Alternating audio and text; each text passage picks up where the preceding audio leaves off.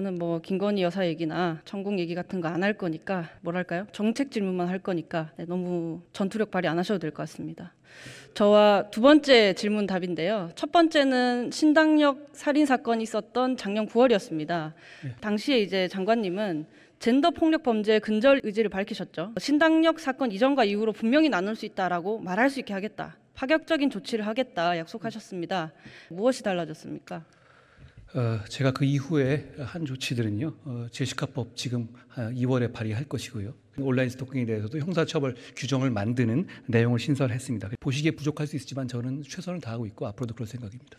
네, 저도 그 핵심 추진 과제를 봤습니다. 내용이 아주 많은 건 아니었지만 뭐 내용이 많다고 다 잘 되는 게 아니지 않습니까? 수사기관의 의지가 가장 중요한데 이 디지털 성범죄에 관한 법무부 장관 의지도 이 자리에서 다시 한번 밝혀주시면 수사기관이 더 적극적으로 임하지 않을까 싶은데요. 한 말씀 해주십시오.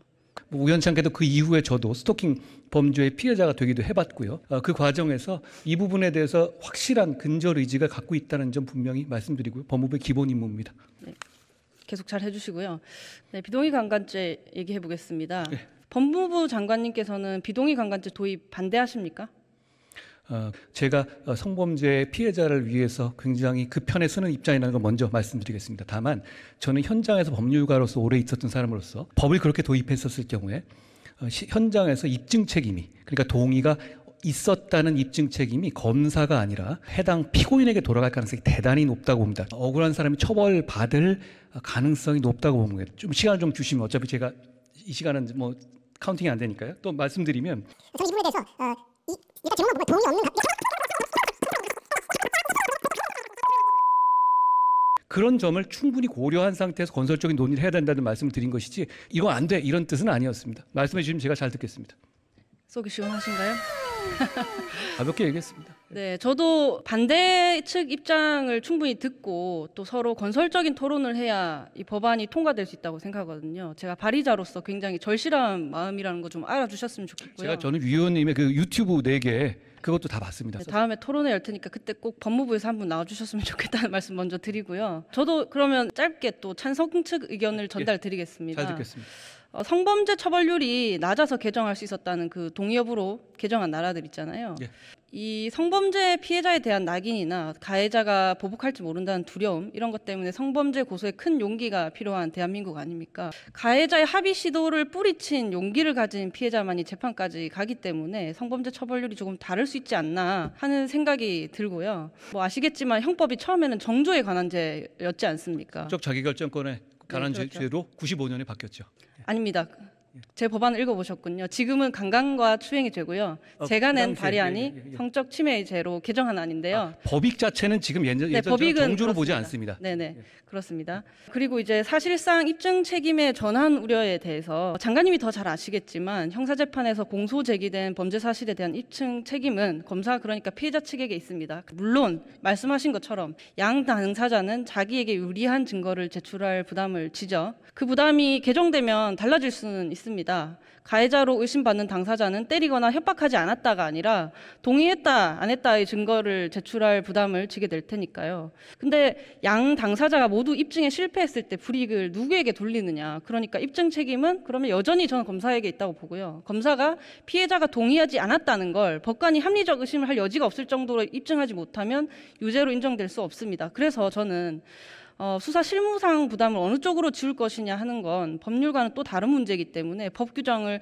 개정하지 못할 이유는 되지 않는다고 생각하고요. 잠깐만요. 더 길어지면 저에게는 1분밖에 없는데 너무 많은 말씀을 하시게 되기 때문에 쓰시면 될 것 같아요. 새로 쌓이는 판결에 대해서는 어떻게 생각하십니까? 이미 법원이 폭행협박보다 동의 여부에 따라 강간을 판단하는 점들이요.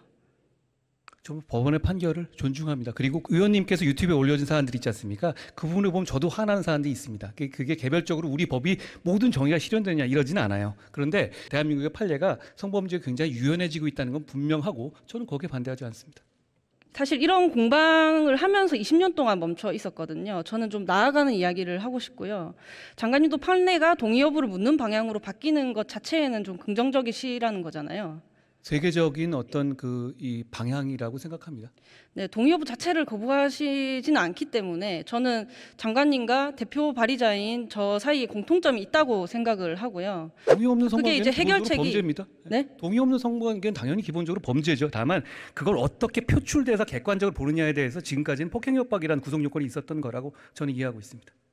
네, 해결 방법에 대해서 서로 다르게 생각을 하는 것이고 그럼에도 이제 입법으로는 개정을 반대하신다면 이 강간 추행 등 성범죄 처벌 강화를 위한 다른 입법 노력은 어떤 식으로 하시고 있는지 하실 계획인지를 알려주셨으면 좋겠어요. 왜냐하면 이런 노력 없이 법원이 해석을 바꾸고 있으니 된 거 아니에요. 법관에 따라 유죄가 되고 무죄가 될 수 있는 당장의 피해자들에게는 조금 무책임한 이야기로 들릴 수 있습니다. 그렇죠. 예, 저희가 노력을 하겠다는 말씀을 드리고요. 물론 완벽하진 않을 겁니다. 그리고 계속 그런 차원에서 좋은 지적을 해주시면 제가 가슴을 열고 받아들이겠습니다.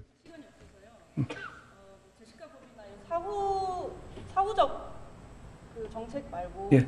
디지털 성범죄는 물론 그대로 잘 하시면 좋을 것 같고요. 그렇습니다. 예. 지금 이야기하는 거는 폭행 또는 협박 없이 일어나는 70% 이상의 강간 범죄에 대해서 당연히 판례는 바뀌고 있지만 지금 현재 이분들을 더 보호하고 혹은 수사 재판 과정에서 갖는 2차 가해 등을 줄이기 위해서 법무부도 노력을 해야 예. 되느냐라는 겁니다. 위원님, 폭행 협박의 판례가 바뀌는 거 있지 않습니까?